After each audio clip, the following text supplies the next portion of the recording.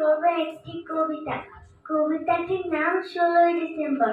লিখেছেন আকরাম হোসেন।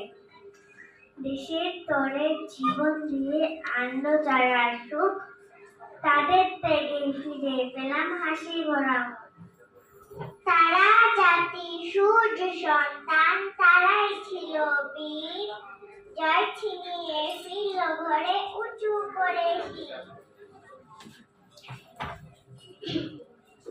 মা হারালো কত ছেলে, বোন হারালো ভাই, বাবার কাঁধে ছেলের লাশ, বিজয় তবু চাই।